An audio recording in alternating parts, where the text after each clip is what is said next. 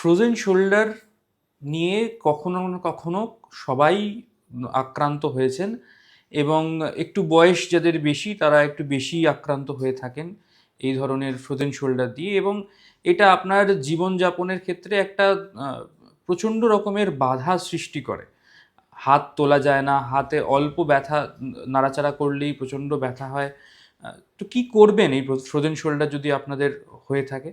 প্রথমত frozen শোল্ডারের treatment করার জন্য একজন ডাক্তারের সাথে পরামর্শ করুন।